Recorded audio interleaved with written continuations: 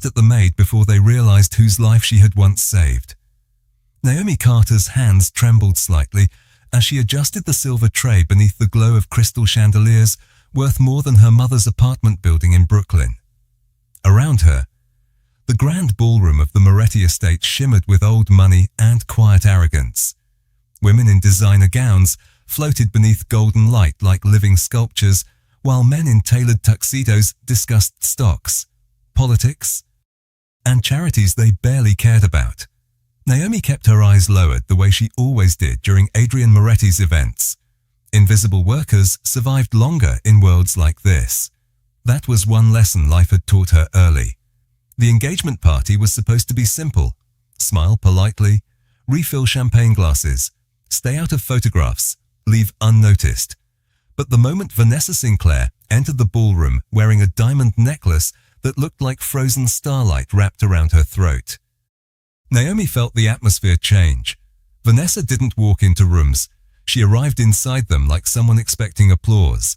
Her icy blonde hair rested perfectly against bare shoulders, while cameras flashed from invited society bloggers near the entrance. "Tonight changes everything," one guest whispered excitedly.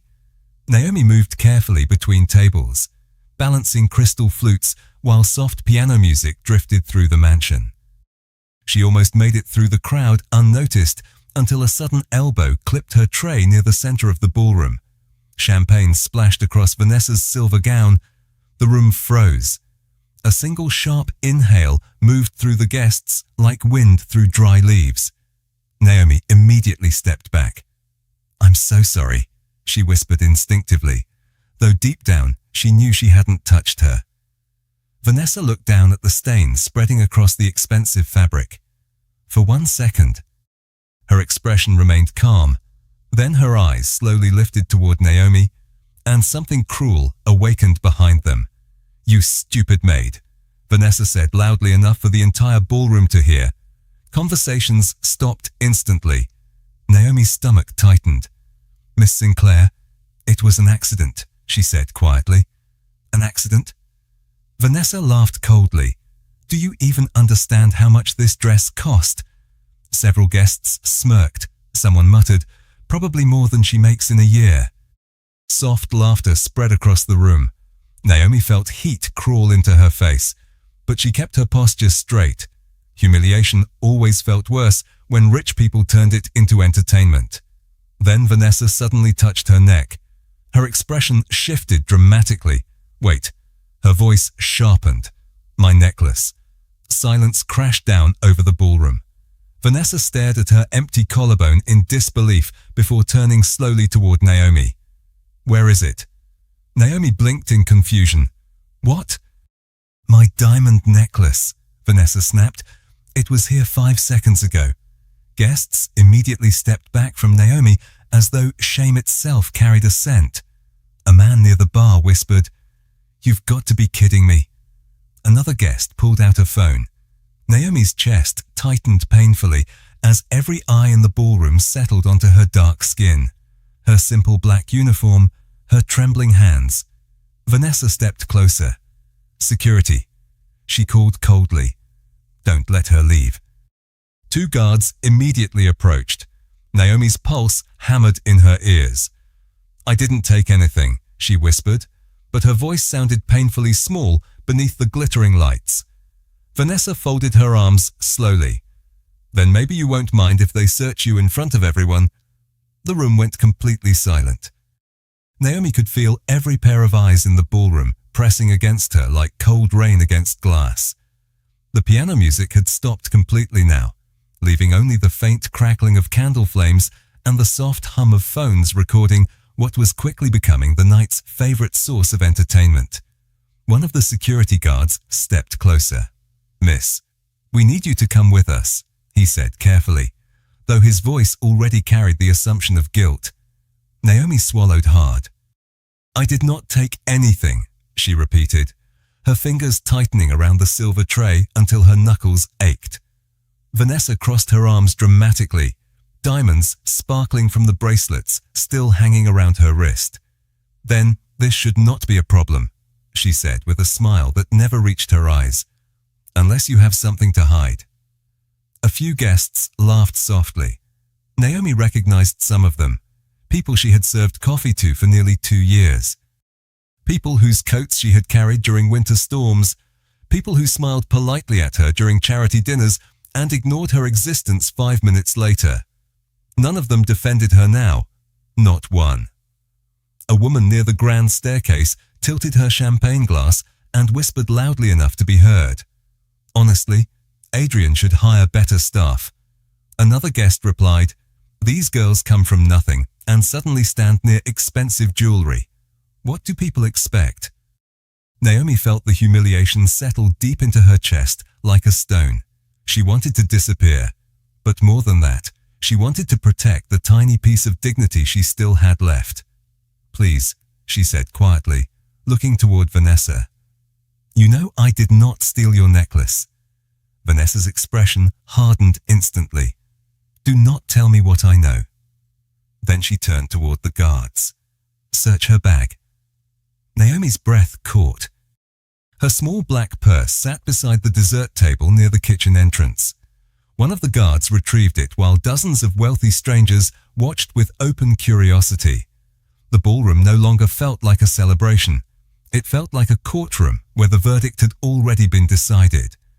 The guard carefully opened the purse beneath the chandelier light. Inside were only ordinary things: a worn wallet, lip balm, a bus pass, prescription medication for Naomi's mother.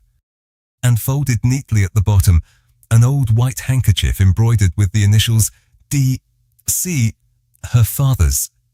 The guard looked up awkwardly. "Nothing is here." Vanessa blinked once, clearly annoyed the moment had not ended the way she wanted. Then suddenly her eyes narrowed toward Naomi's apron pocket. "What is that?" Before Naomi could react, Vanessa stepped forward and pulled a tiny velvet jewelry pouch halfway from Naomi's uniform pocket. Gasps exploded across the ballroom. Naomi stared at the pouch in complete shock. "No," she whispered immediately. "I have never seen that before." Vanessa opened it dramatically. The diamond necklace sparkled beneath the golden lights like captured ice. The room erupted into whispers. Someone actually clapped softly in disbelief. Naomi's knees nearly gave out beneath her. "I did not put that there," she said, her voice trembling now. "I swear to God, I did not." But nobody listened. Because in rooms like this, truth mattered far less than appearance. And standing beneath $1 billion of crystal and gold, a frightened Black Maid with tears in her eyes looked exactly like the villain they had already decided she must be. Naomi stood completely still as the diamond necklace glittered inside Vanessa's hand like proof the entire room had been waiting for. Nobody questioned how it appeared in her pocket. Nobody asked why a woman who spent 2 years quietly cleaning the Moretti estate would suddenly risk everything during the most heavily guarded event of the year. In places like this, suspicion moved faster than truth. Vanessa shook her head slowly with fake disappointment. "I almost felt sorry for you," she said softly. That was clearly a mistake. A few guests exchanged uncomfortable looks, but none of them stepped forward to defend Naomi. Their silence hurt more than the accusations, because silence meant agreement. One of the guards reached gently for Naomi's arm. "Miss Carter, you need to leave the property." Naomi finally looked up. Her eyes moved across the ballroom filled with candlelight, polished marble, and people dressed in wealth so old it had forgotten what struggle looked like. Then her gaze stopped on the giant portrait above the staircase. Adrian Moretti stared down over the ballroom in his black tuxedo, expression calm, unreadable, distant. The king of a world she was never truly allowed to enter. Naomi lowered her eyes again. "I understand," she whispered. The rain outside hit the mansion windows in soft, violent waves as she followed the guards through the enormous hallway lined with gold mirrors and fresh white roses. Every step felt unreal. She could still hear faint laughter behind her. Someone near the ballroom entrance muttered, "At least she did not get arrested." Another replied quietly, "People always reveal themselves eventually." Naomi pressed her lips together hard enough to stop them from trembling. She had spent most of her life surviving humiliation without letting it break her face. Her father used to tell her that dignity was the one thing poor people owned completely. Never hand it away for free, he would say, while fixing broken radios in their tiny Brooklyn apartment. After he died from heart failure 5 winters earlier, Naomi repeated those words to herself every time life tried to make her feel small. Tonight, she needed them more than ever. The front doors opened. Cold rain swept across the marble entrance immediately, soaking the edges of her black uniform. One of the guards hesitated. "For what it is worth," he said quietly, avoiding eye contact, "I do not think you stole anything." Naomi gave a faint nod, though the kindness almost made the tears harder to hold back. Outside the gates of the estate, Manhattan blurred beneath silver rain and glowing headlights. Luxury cars lined the circular driveway, while photographers still lingered near the front fountain, hoping to catch celebrities leaving the engagement party. Naomi quickly pulled her coat tighter and walked away from the mansion before anyone could photograph her humiliation too. But halfway down the long stone pathway, she stopped suddenly. Across the driveway, beneath the shadow of towering oak trees, a black SUV had just pulled onto the property. Naomi recognized it instantly. Adrian Moretti's car. The vehicle slowed near the entrance instead of heading directly toward the garage. Through the rain-streaked window, Naomi caught the faint outline of Adrian sitting in the back seat, one hand resting against his jaw as he studied something on a tablet screen. Then, unexpectedly, his cold blue eyes lifted toward the front doors where security still stood waiting. And for the first time that night, something about the atmosphere inside the Moretti estate shifted. The moment Adrian Moretti stepped out of the SUV, the entire atmosphere of the estate tightened like a held breath. Rain rolled off the shoulders of his black wool coat as security immediately straightened near the entrance. Even from halfway down the stone pathway, Naomi could feel the shift in energy his presence created. Powerful men did not need to raise their voices to control rooms. Sometimes silence did the work for them. Adrian glanced once toward the ballroom windows, glowing gold against the storm, before his eyes moved toward the security guards standing awkwardly near the doors. "Why is the staff outside during the event?" he asked calmly. His voice never rose above normal conversation, but both guards immediately exchanged nervous looks. One of them cleared his throat carefully. "There was an incident inside, sir." Adrian removed his leather gloves slowly. "What kind of incident?" Before either guard could answer, Vanessa suddenly appeared at the front entrance with practiced urgency painted across her face. "Adrian," she called sweetly, stepping carefully through the rain. "Thank God you are back. Something terrible happened." Naomi instinctively lowered her eyes and turned away, hoping he would not notice her standing there soaked and humiliated beneath the storm. But Adrian's attention had already settled on her, just for half a second. Long enough to notice the rain dripping from her sleeves, long enough to notice security standing beside her, long enough to notice something did not fit. Vanessa slipped her arm gently around Adrian's. "One of the maids stole my necklace," she explained softly. "We found it hidden in her pocket." Adrian said nothing immediately. His blue eyes remained fixed on Naomi with unsettling stillness. Naomi kept her breathing steady, even though her chest felt tight enough to crack. She had spoken to Adrian Moretti maybe 6 times in 2 years, always brief, always formal, yet somehow standing beneath his gaze now felt more exposing than the accusations inside the ballroom. Vanessa continued quickly, eager to fill the silence. Security handled it already. She was leaving. Adrian finally shifted his attention toward the guards. Handled it. How the older guard hesitated.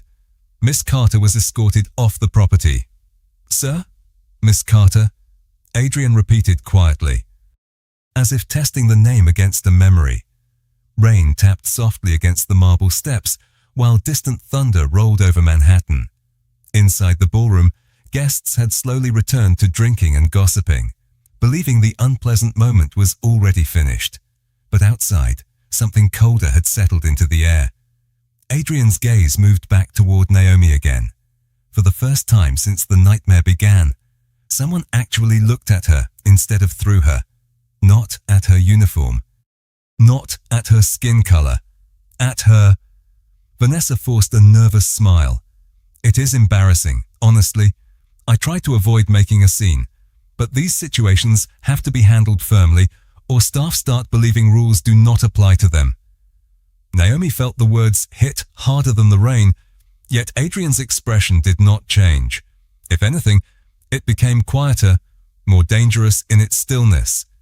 Then suddenly his phone vibrated inside his coat pocket. Adrian pulled it out, glanced at the screen, and his eyes narrowed almost imperceptibly. A video file had just arrived from the estate's internal security system. The timestamp read exactly 12 minutes earlier. Vanessa kept talking nervously beside him, unaware of the subtle shift in Adrian's face as he pressed play. Rain continued falling across the estate in silver sheets, while the reflection from the screen flickered faintly in his cold blue eyes. And within seconds, the entire story Vanessa Sinclair had carefully built began to collapse. Vanessa kept smiling while Adrian watched the security footage in complete silence, and somehow that silence frightened the guards more than anger ever could. Rain slid slowly down the black umbrella held above him, while the glow from the tablet reflected across his sharp features.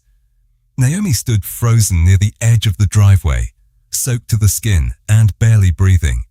She could not see the screen from where she stood, but she saw the exact moment Adrian's expression changed. It was subtle.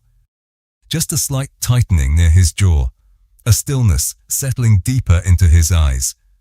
On the video, Vanessa clearly appeared near the dessert table minutes before the accusation. She glanced around once to make sure nobody important was watching.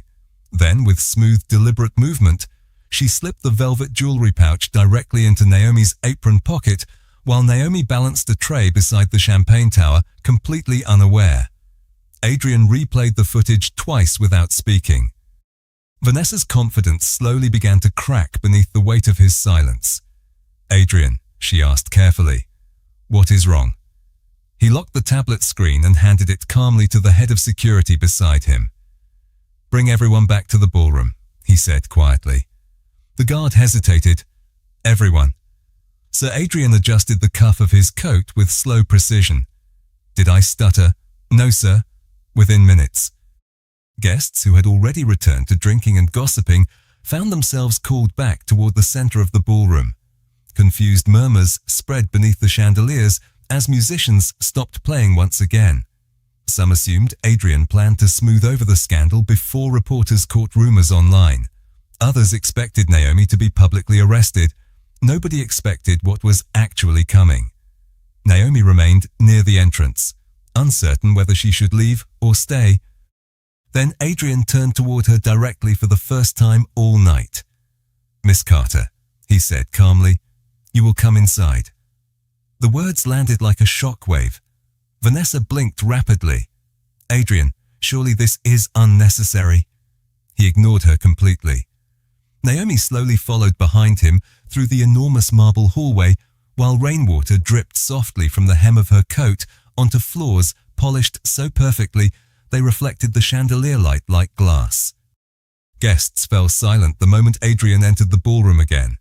Vanessa quickly moved toward him with a tense smile. "Darling, we really should not continue embarrassing the family over a maid." Adrian stopped walking. The room became unnaturally still. Then very calmly, without raising his voice even once, he asked, "Would you like to explain why you planted your necklace inside Miss Carter's pocket?" It felt as though the oxygen vanished from the ballroom. Vanessa's face drained instantly. Several guests looked at each other in confusion while whispers exploded near the back of the room. "What is he talking about, Planted?" "No way." Vanessa laughed nervously. "That is ridiculous." Adrian extended his hand silently toward the head of security. The guard immediately connected the tablet to the ballroom projector mounted above the stage. Seconds later, The footage appeared across the giant screen for everyone to see. Every movement, every glance, every deliberate action. Vanessa slipping the necklace into Naomi's pocket while Naomi stood distracted serving champagne. Gasps rippled through the crowd. One woman covered her mouth completely. Another guest quickly lowered the phone he had been using to record Naomi earlier. The silence afterward felt deafening. Vanessa looked around desperately at the faces surrounding her, but the sympathy she expected was gone now, replaced by something colder. Judgment. Adrian finally turned toward Naomi again. His expression remained unreadable, but his voice lowered almost imperceptibly when he spoke. "You should never have been treated that way in my home." No one moved after Adrian spoke. The ballroom stood frozen beneath the crystal chandeliers, while Vanessa Sinclair stared at the giant screen displaying her betrayal over and over again. The same guests who had laughed at Naomi only minutes earlier now avoided eye contact completely. Some looked embarrassed, others simply looked relieved that the humiliation no longer belonged to them. Vanessa forced a brittle smile that cracked more each second. "Adrian, listen to me," she whispered desperately. It was only supposed to scare her a little. "I did not think things would go this far." Naomi stood near the entrance in soaked sleeves and trembling silence, unable to fully process what was happening. Her entire body still carried the weight of humiliation, but now something stranger had entered the room. Shame, not hers, theirs. Adrian slowly stepped down from the marble staircase toward Vanessa. His movements remained calm, controlled, almost gentle. Yet every guest instinctively stepped aside to clear his path. That was the unsettling thing about powerful men like Adrian Moretti. They never needed chaos to command fear. "You publicly accused an innocent woman," Adrian said quietly. "You allowed an entire room to degrade her while you stood there smiling." Vanessa's eyes filled with tears immediately. "I was angry," she whispered. "You barely notice me anymore. Everyone talks about how loyal the staff is to you, especially her. I thought—" She stopped herself too late. Adrian's expression hardened almost invisibly. "You thought cruelty would make you feel powerful." The silence afterward felt razor sharp. Near the back of the ballroom, one older woman slowly removed the pearl necklace from around her neck and placed it on the table as though suddenly ashamed of every expensive thing she owned. Naomi lowered her gaze, wishing she could disappear from the center of this nightmare. But then Adrian turned toward her again. And something unexpected happened. His voice softened. "Miss Carter," he said carefully, "there is something everyone in this room should know before this evening ends." Confused whispers spread immediately. Naomi frowned slightly. Adrian looked toward the head of security near the projector screen. "Bring him in." A few seconds later, the ballroom doors opened once more. A tall young man stepped inside wearing a dark grey coat damp from rain. Several guests recognized him instantly. Luca Moretti, Adrian's younger brother. The same brother newspapers once described as reckless, lost, impossible to control. Luca's eyes searched the ballroom quickly until they landed on Naomi. The color drained from his face. "It is her," he said quietly, almost to himself. Naomi's heart stopped. She had not seen Luca in over a year, not since the freezing February night outside a subway station in Brooklyn when she found him collapsed against a brick wall during a snowstorm. At the time, she did not know he belonged to the Moretti family. He looked like any exhausted young man fighting to stay conscious in the cold. Naomi remembered kneeling beside him while snow covered her shoes, remembered using her last $20 to buy him coffee and call emergency services after he begged her not to contact the police. She stayed with him nearly 3 hours inside the hospital waiting room until his breathing stabilized. Then she quietly left before sunrise because her cleaning shift started at 6 in the morning. Luca stared at her now with visible disbelief. "You saved my life," he said softly. The words echoed through the ballroom like a confession nobody was prepared to hear. Naomi looked down immediately. I only helped someone who needed help, she whispered. But Adrian never looked away from her, because suddenly the maid they mocked no longer looked invisible at all. The ballroom remained silent long after Luca's words faded into the chandelier light. Nobody knew where to look anymore. Not at Vanessa, whose carefully perfected image now sat in ruins beneath hundreds of judging eyes. Not at Adrian, whose stillness had become almost impossible to read. And certainly not at Naomi, who stood near the marble staircase looking more uncomfortable with praise than she ever had with humiliation. That alone unsettled people the most. She had every reason to enjoy watching the room collapse around those who mocked her, yet she only looked exhausted. Luca stepped closer slowly, emotion flickering openly across his face. "You stayed with me all night?" he said quietly. "You kept asking if I was cold. You kept making sure I drank water." Naomi gave the smallest shake of her head. "You were sick," she answered softly. "Anybody would have done the same." Several guests lowered their eyes immediately because deep down they knew that was not true. Most people in that ballroom would have crossed the street to avoid a stranger in trouble. Naomi had stayed. Adrian watched her carefully now, as though seeing her clearly for the first time in 2 years. He remembered passing her in quiet hallways, carrying fresh flowers for the dining room. Remembered how she always greeted older staff members first before speaking to executives. Remembered hearing from the kitchen manager that Naomi regularly covered extra shifts for sick employees without asking for overtime. Small things, invisible things, the kind wealthy people rarely noticed because kindness looked ordinary when it came from poor people. Adrian slowly removed his watch and placed it onto the nearest table beside untouched champagne glasses. The subtle movement immediately pulled every eye in the room toward him again. Tonight was supposed to celebrate loyalty, he said calmly. Instead, it exposed character. Vanessa's lips trembled. "Adrian, please." But he continued speaking as though she had not interrupted. A woman who spent 2 years serving this family with dignity was publicly humiliated inside my home. Not because she stole, not because she lied, but because cruelty is entertaining to people who have forgotten what struggle looks like. The words landed heavily across the ballroom. Some guests shifted uncomfortably. Others stared at the floor entirely. Naomi felt heat rise into her face again, but this time it was different. Not shame, something almost painful in its unfamiliarity. Respect. Adrian turned toward the head of security near the stage. "Bring me the black folder from my office." Confused whispers spread immediately. Vanessa looked visibly panicked now. "What are you doing?" Adrian did not answer. Within moments, the folder was placed into his hands. Thick, black leather. Gold seal stamped across the front. Adrian walked directly toward Naomi, while every guest watched in complete silence.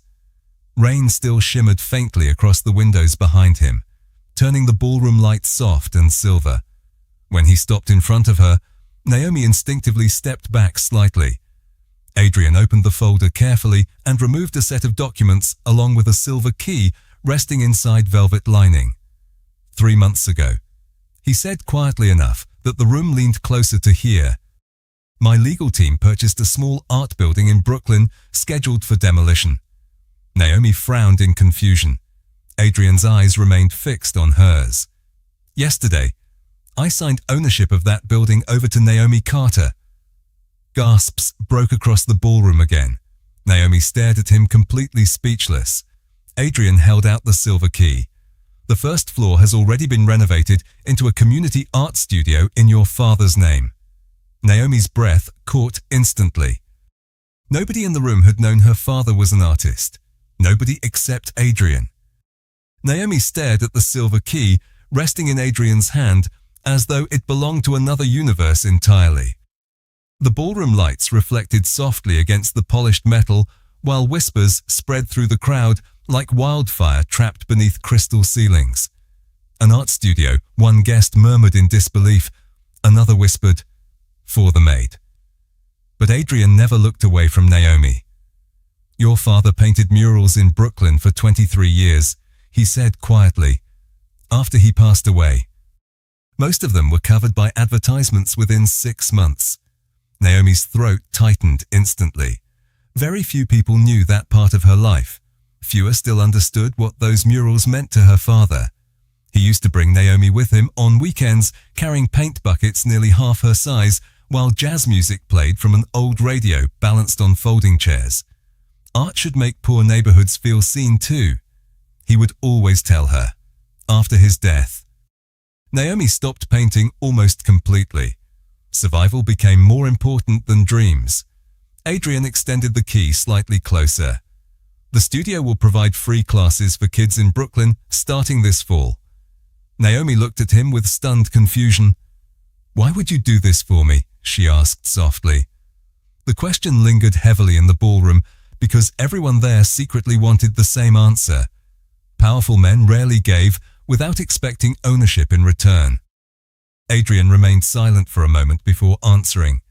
"Because kindness deserves to survive." The room went still again. Vanessa laughed suddenly, though the sound came out sharp and unstable. "This is insane," she snapped. "You are humiliating me over a servant." Adrian finally turned toward her fully. Whatever warmth existed in his expression toward Naomi disappeared instantly. "No," he said calmly. "You humiliated yourself." Vanessa's eyes widened in disbelief. "Adrian, after everything between us," he replied quietly, "was built on appearances." The words landed like shattered glass. Several guests looked away immediately, realizing they were witnessing the complete collapse of a relationship that once seemed untouchable. Vanessa stepped closer desperately. "You cannot seriously end our engagement over one stupid mistake." Adrian's face remained unreadable. Cruelty is never a mistake when it is deliberate. The silence afterward felt suffocating. Then, in one smooth motion, Adrian reached into his coat pocket and removed the diamond engagement ring box that had dominated society headlines for months. Gasps spread instantly across the ballroom. Vanessa's face lost all color. Adrian placed the box carefully onto a nearby champagne table beside untouched crystal glasses. No dramatic speech, no raised voice. Somehow, that made it worse. "Tonight showed me exactly who you become when you believe nobody important is watching," he said quietly. "I pay attention to that." Vanessa looked around wildly for support, but the room had already shifted away from her. Guests, who once fought for invitations into her social circle, now avoided standing too close. Wealthy people understood power instinctively, and power had just moved. One of Vanessa's closest friends slowly stepped backward toward the bar. Another quietly grabbed her purse and left the ballroom entirely.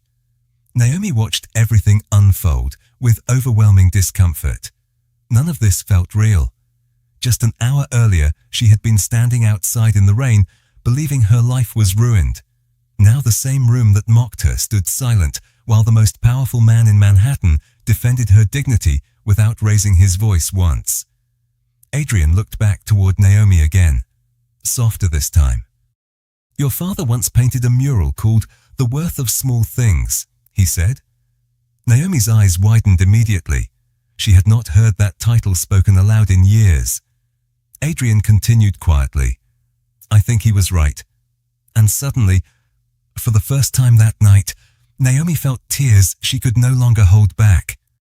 The ballroom slowly emptied beneath the glow of crystal chandeliers, but nobody spoke loudly anymore. The same guests who had arrived hours earlier, laughing over champagne and social status, now walked quietly through the marble halls as though something sacred had been exposed in front of them. Some avoided looking at Naomi altogether because shame had a way of making wealthy people suddenly interested in silence.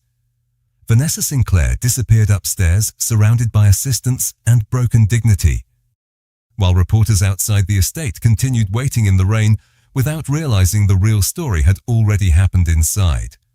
Naomi remained near the grand staircase, holding the silver key carefully between trembling fingers. It still did not feel real. The idea that a building now carried her father's name seemed impossible to comprehend. Her father had died believing the world forgot him, yet somehow, in the middle of the worst night of her life, his memory had returned to life beneath chandelier light and whispered apologies.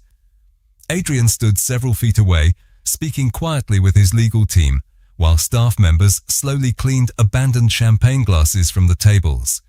Even now, after everything, he carried himself with the same calm restraint that made people lower their voices around him instinctively. But something about him had changed tonight. The cold distance people feared now carried something heavier beneath it. Reflection. Luca approached Naomi carefully once the room thinned out. "You never even told the hospital your name," he said softly. Naomi gave a small, tired smile. "You looked embarrassed enough already." Luca laughed quietly through emotion. "I spent months trying to figure out who helped me that night." His expression became serious again. "You probably saved my life." Naomi shook her head gently. "People helped me when I needed it too." Adrian heard those words as he crossed the ballroom toward them. Luca glanced between the two of them knowingly before stepping away toward the terrace doors, leaving Naomi suddenly alone with the man whose world had nearly destroyed her only hours earlier. For a moment, neither spoke.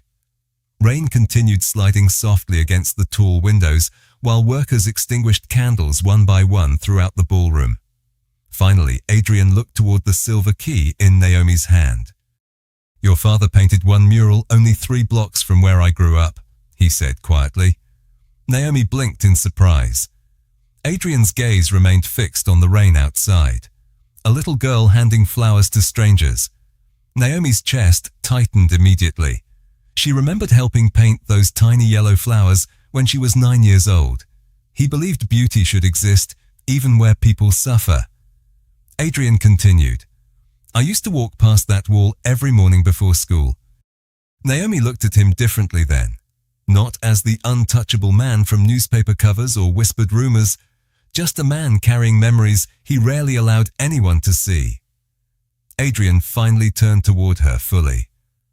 "I failed you tonight," he said quietly. Naomi opened her mouth immediately. "No, you did not." "Yes," he interrupted gently. "Because someone who worked under my roof believed they could humiliate you without consequence." The honesty in his voice unsettled her more than power ever could. Naomi lowered her eyes for a moment before answering softly. "Most people only notice workers when something goes wrong." Adrian studied her face carefully beneath the fading ballroom lights. "Then they are blind." The words hung quietly between them while the last candles flickered low around the empty room. Outside, Manhattan glowed silver beneath midnight rain. Inside the Moretti estate, the maid nobody respected walked away carrying the only thing that truly mattered in the end. Not revenge, not wealth, dignity, and somewhere deep within the silence of that enormous mansion, even the powerful finally remembered what it looked like.